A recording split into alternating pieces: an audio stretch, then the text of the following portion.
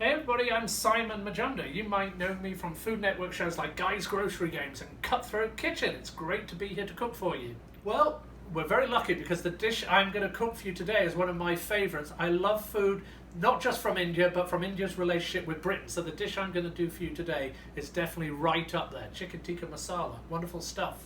Although people think Chicken Tikka Masala is an Indian dish, it's actually a kind of Anglo-Indian dish, or even Scottish-Indian, because I met the man about 12 years ago who claimed to have invented it in Glasgow in Scotland, when he claimed that he had some chicken tikka, which is definitely Indian, and he mixed it with a sauce, masala, and made chicken tikka masala. Now there's lots of arguments about this.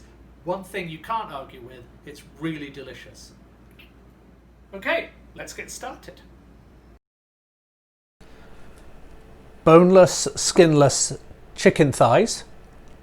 Leave a little bit of the fat on. Much prefer using the thighs to the breast.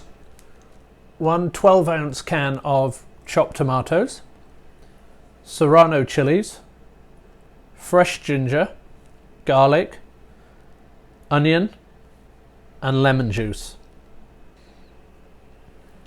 So these are the ground spices. Here we have ground coriander, so that's the seed of the cilantro, hot red chili powder, ground cumin, ground ginger, ground cinnamon, ground turmeric and ground clove, just a little bit of clove because it'll take over everything.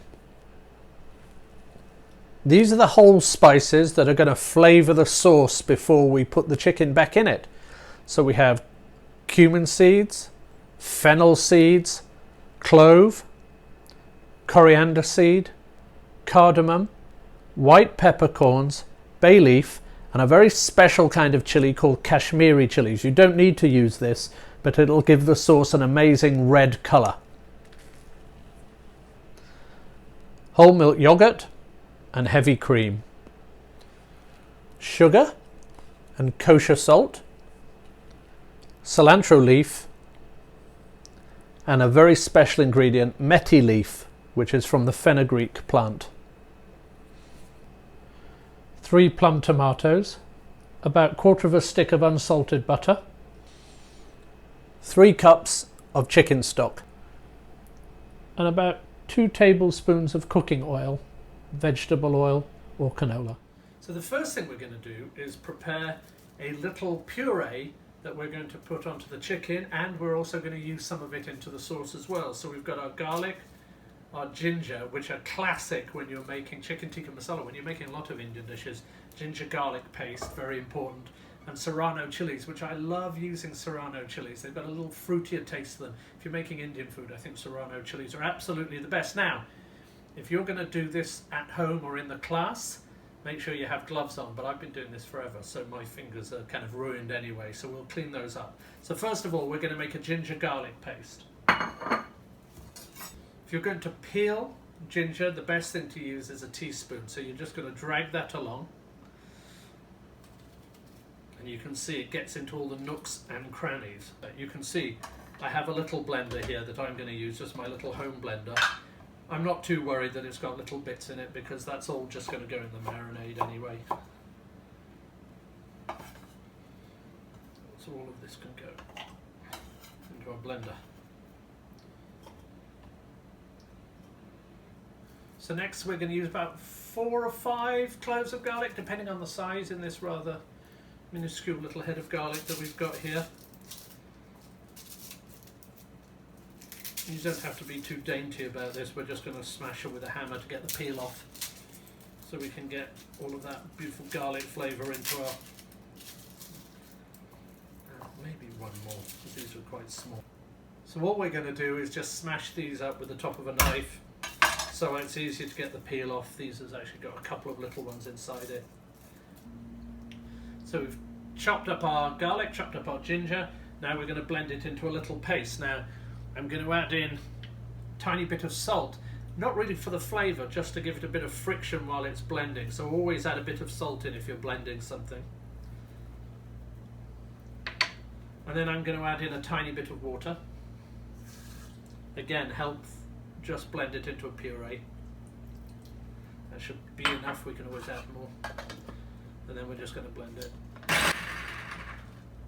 So that's about right. You don't need to smash it up too much. Again, this is going to go into a sauce that's going to be strained, and it's going to go into a marinade, so you don't need to worry about it being too pretty.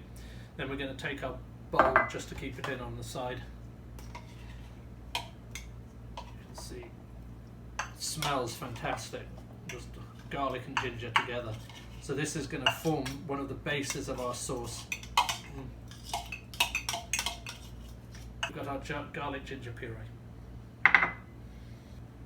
And the next chopped ingredient is going to be our serrano chilies. Now, the real heat of these is inside in the seeds and the pith inside. We don't really want that. We just want the kind of fruity heat that comes from these.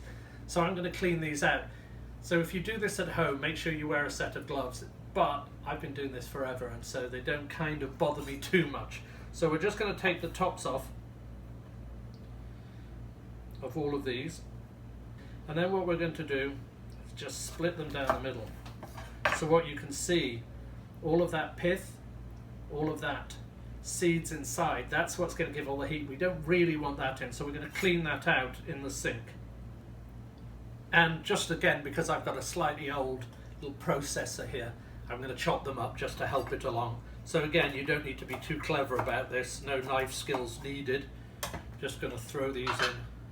So the same as we did for the ginger and the garlic, we're going to add a little bit of salt in here, mainly again just for friction, just to help break them down. So not terribly much salt, we're not trying to give it flavour, and we're going to add a little bit of water again. I'm just going to pulse that through until we get it fairly roughly cooked. Same as we did before, we're just going to pop that into a bowl and save it for when we're ready to start cooking. Oh, the smell of those chilies is absolutely fantastic.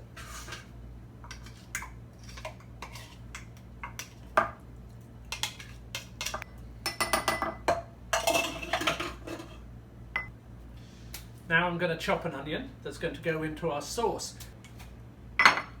Now, one of the things I always say is I much prefer to use chicken thighs to chicken breast. I think it's got a lot more flavour. The other thing that's going to give it a lot more flavour as well is I try and leave on a little bit of the fat. Now, this has got plenty of excess fat, so I'm going to try and get rid of some of that, but leave some of it on, otherwise it's kind of just dead protein. And then we're going to chop it up into really nice chunks. The idea here with chicken tikka masala is when you get a bite of chicken, it's not just a little sliver, it's going to be a nice chunk of it. So let's trim these up. Just leave a little bit of fat on here. Don't worry about it. A lot of it will cook off into the sauce and into the marinade anyway. And then we're going to cut these to decent chunks. So I would say for about 4 hungry people, 6 to 8 chicken thighs, because people really like this, so they get into it and start munching away at it. Try and cut the chicken into about a 1-inch piece. You can see there. Again, so when that cooks, it's not going to break down too much in the sauce. It's going to carry all of the flavours, and when people get a bite of chicken, they'll get a really nice taste of it.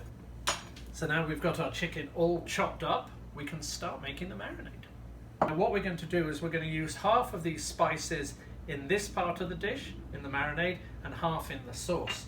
So what I'm going to do now is just very roughly, because we're going to mix all this together, we're going to mix all of this into basically a masala. A masala basically means mixture of spices. So we're just going to mix this into here. And then what I'm going to do to this is add in a very good pinch of salt. So add in a good pinch of salt. That'll help the marination as well. And I'm going to add in a good pinch of sugar. So whenever you use chili in anything, always use a little bit of sugar as well, and that helps kind of neuter off the chili, but it also helps bring out the flavour. So we're just going to mix that up. First of all, we're going to loosen up the chicken. We're going to put just a little bit of lemon juice. I've got just a tiny piece I have left over here. It's got no seeds in, so we're just going to squeeze some lemon juice over everything. That's going to give a start to the flavour. The acidity will just help break down the chicken as well. So that's a really great way to start off with any marinade. We're going to add in about half of our marinade of ginger and garlic. Keeping some for the sauce. Going to add in the same of our serrano chilies. So again at half.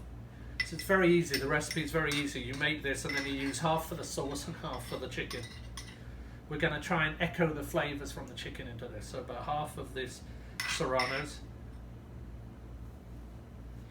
Some of that juice in there as well because that's full of flavour. We're going to add in our spices. So remember we mixed up this fantastic masala. Do about half of this. And if you have any of this left over, just keep it by, and it's wonderful cooking this with potatoes, cooking it with all sorts of other ingredients. It's fantastic. A tiny bit more. And then finally, our big other ingredient for this is going to really help the marination. So what we have here is the whole milk yogurt. Yogurt, you have yogurt. It's yogurt. Anyway, what yogurt does is it really helps marination get into any tougher ingredient, or if you need that ingredient to have the marination taken on more quickly, use a little bit of yogurt. So don't use this too quickly in the mix. If you've got something that's going to be overnight, don't use it. But for this chicken where we want it to take on the flavour quickly, it's going to give it a great flavour because it's got a little sourness. So we're just going to take that yogurt.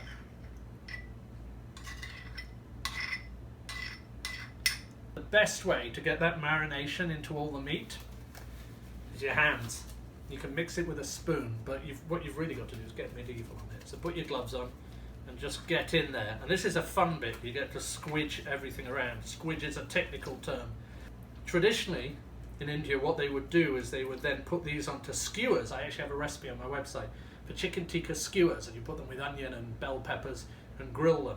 But what we're going to do is we're going to allow this to sit for about an hour, no more. Probably it's going to take on lots of flavour. And then we're going to cook this in our oven at a very high heat. Any of you have ever eaten tandoori? We're going to try and replicate that char, and that char is going to go into our sauce. So now that we've got this covered, we've got all of that marination over it, we're going to go and put it in the refrigerator for about an hour. I wouldn't leave it any longer than about an hour because that yogurt's really going to work on the meat and it's going to accelerate that marination. And what happens is the chicken can get a little bit like kind of wallpaper paste. So just an hour is going to be perfect. Then we're going to roast it off.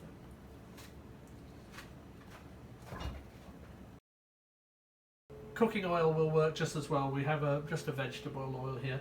So I'm going to use about 2 tablespoons of vegetable oil. That's going to form the base of our sauce. And the first thing we're going to do before we do anything else is coat the base of this pan. Now I always like to use a big wide pan. A wok will actually do very well for this. I'm going to add in all of these spices. So all of these, again, coriander, cardamom, fennel, the Kashmiri chilies. And we're going to put these in. Now the oil isn't hot yet, so you're not going to get a sizzle yet. What we want... The oil isn't hot yet. What we want is for these spices to kind of warm through in the oil, and that'll start flavouring the base there. So we're just going to turn them around in the oil. Turn up the heat just a little bit.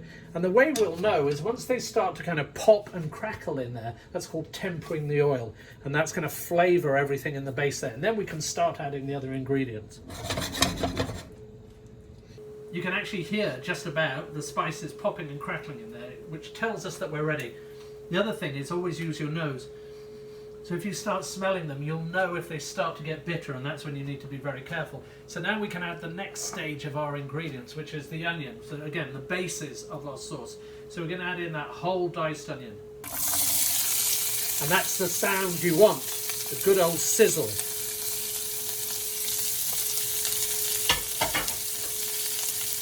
Combine these with those spices.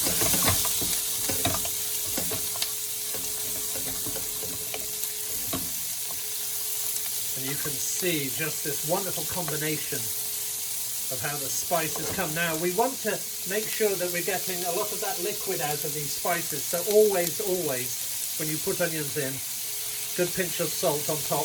That'll help bring out some of the liquid. But what we're also going to do is what I told you earlier. We're also going to add a pinch of sugar.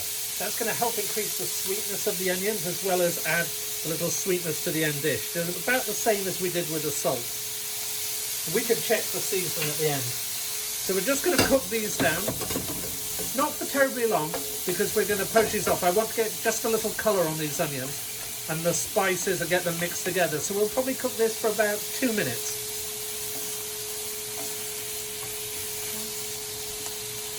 So here we have the other half of those ginger and garlic puree.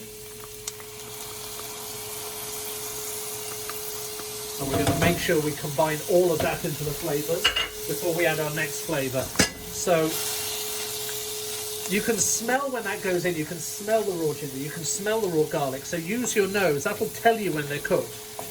You can tell when they've reached a real point of sweetness. So we're ready to add our next ingredient. This is the serrano chilies that we use in the marinade too. All of the juices, everything in there.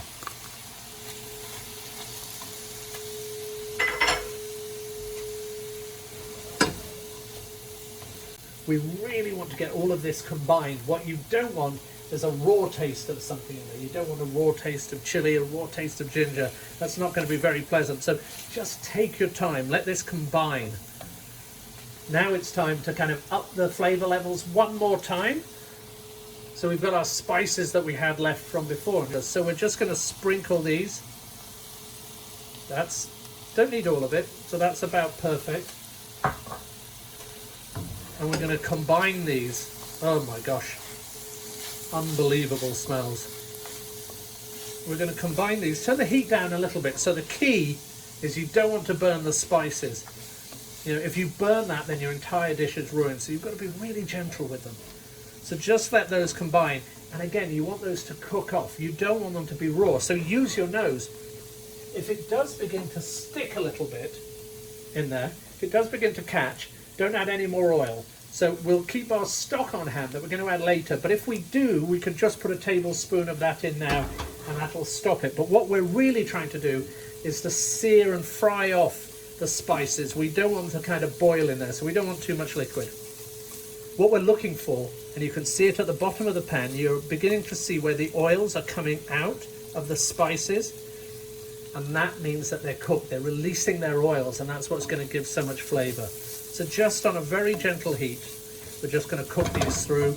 I'm going to give them about another minute, tops. So now we're going to add in our fenugreek leaf, our methi leaf. And I want this just to break down a bit in the juices because this is the dry version. So I'm going to add a good handful of these, maybe a few more. Not too much. You don't want methi can take over the flavour if you do too much. Again, this ingredient is optional, but if you can find it, I think the flavour that it gives to the final dish is absolutely incredible, really authentic flavour. So we're just going to mix that in. We're not going to cook that down too much because this is going to cook down in the sauce. And you can see at the bottom of the pan, as I talked about earlier, you can see where the oils are beginning to split. So that's perfect. So now we're at the next level. We're really creating this sauce. It's really getting there. So next, we're going to put in our tomatoes. And I want to put them in, you can see I've got them all the liquid there as well, because I want to cook this down and reduce it. When you reduce it, you're concentrating all of those flavours from the stock, from the tomatoes. So we're just going to put in all of those tomatoes. But what I really need to do is cook up those tomatoes just a little bit too. Don't keep rushing everything in there. We're going to add our chicken stock and then we're going to let this simmer down. But we're going to turn the heat up. And I want these tomatoes just to break down, cook off some of that acidity, let them start taking on the flavours, let them start breaking down with the onions and the spices. So now we're going to add in the final ingredient for this part of the preparation of the sauce, which is our chicken stock. Again, I probably got a little bit too much here, but I'm going to cook this down, so I'm just going to... Now we've mixed in all the stock, now we're just going to let this sit here and simmer away. I'm going to cook it down by about half. So now we've got to the point where we've reduced this sauce by about half. You can see it happily bubbling away here on the pot. So we're going to put everything in there, including the chilies that are going to give it flavour. So all of this is going to get blended out. Make sure it's locked. That's very important. The other thing I always do is if I've got a hot stock in there, I'm just going to put this over the top in case we get any leaks. So I'm going to turn the power on, and I'm just going to pulse it a couple of times first, just to break it up.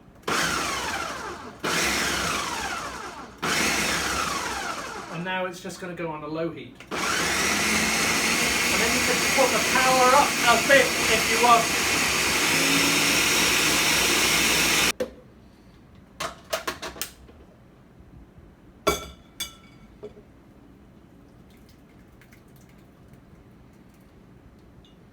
So just pass this through your strainer using the back of the ladle.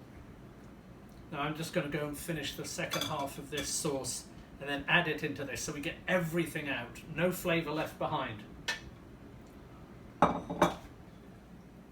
Now, I think I've got out of this just about as much as I think it's possible to get through. I'm going to do about another minute of just pressing it through the sieve. You can see still getting some of that juice through here. So the sauce has been strained, so we've got this beautiful smooth sauce. Now we're going to reduce that, we're going to add some extra ingredients to it. So let me just pop this beautiful smooth sauce in there. Just what we want. Stop bubbling that down.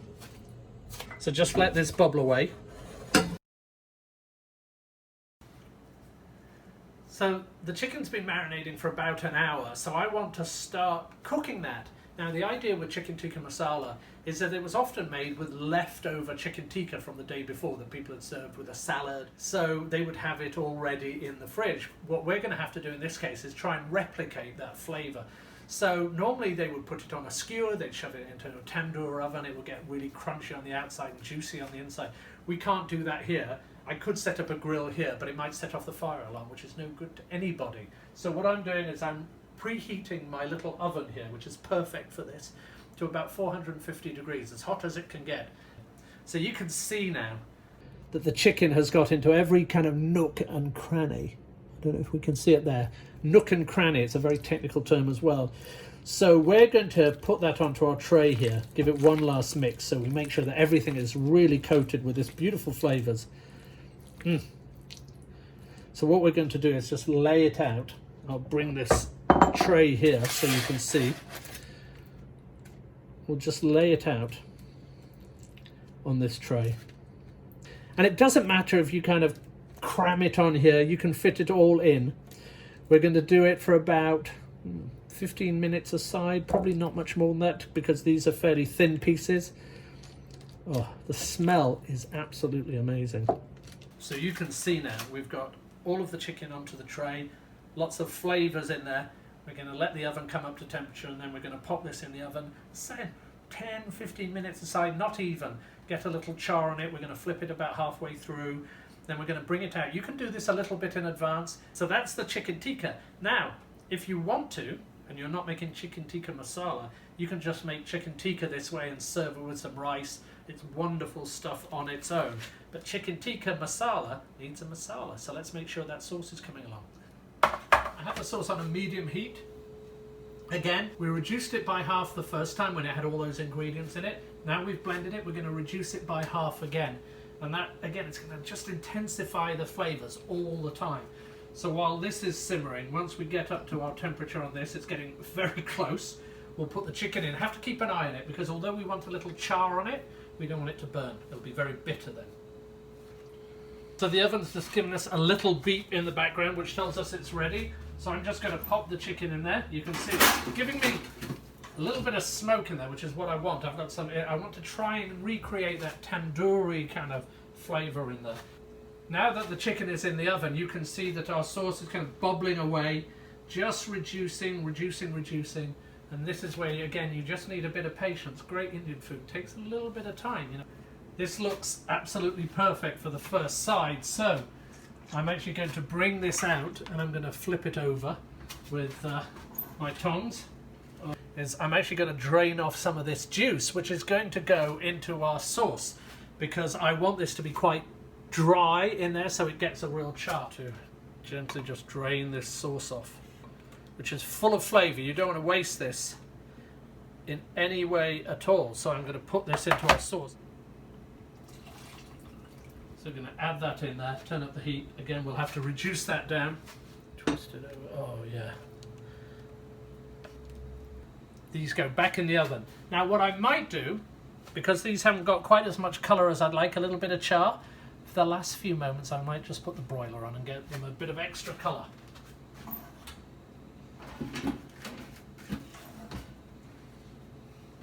So you can see now from the pan how much our sauce has reduced. It's thickened up a little bit. Now we're going to add in just a few extra ingredients really for the end, for the garnish. So we've got those 3 tomatoes here. We're just going to pop those in. Those are just going to break down in the sauce. I'm going to turn up the heat a little bit now. I want those to break down a little bit. We're also going to whisk in some butter. Not quite all of this, but quite a lot of it. I'm going to put all of it. There you go. Hey, I'm sure it's a holiday somewhere. Just whisk that in. And we're going to add in a tiny bit of heavy cream. Not all of this, I hasten to add. And that's going to help thicken it up just a little bit as well. So now we're just going to turn the heat up, let all of that settle in. And that's going to give it that classic chicken tikka masala kind of colour. And while that's happening, our chicken in the back there is looking perfect. So I'm going to turn off that chicken now. And now I'm just going to reduce this down again by about half. The sauce, I think, is just about perfect. I've turned it down to low. You can see it's got a beautiful colour to it. Those tomatoes have broken down. And our chicken, make sure we can get it out, is absolutely cooked. So I'm going to then now, without knocking that over, decant this chicken into here. We've already put all of those wonderful chicken juices in there, so it's got all that flavour. So we're just going to take this, it's still warm, so we don't really need to do terribly much to this. We want to make sure we get all of the bits in here.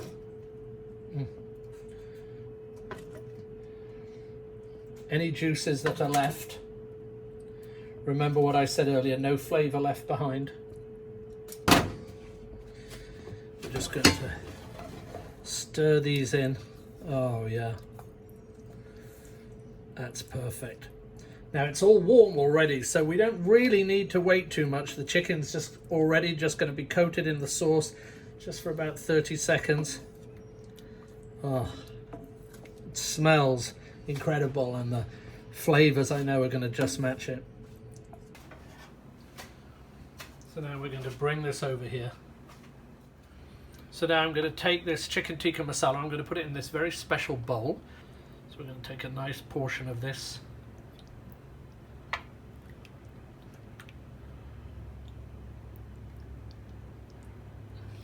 Make sure we get plenty of this gravy, as we like to call it in India.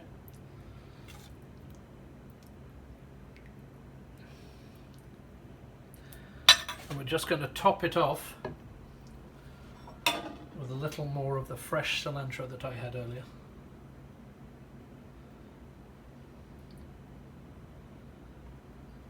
And there we have it. Chicken tikka masala, British restaurant style. The best. And here is the finished chicken tikka masala.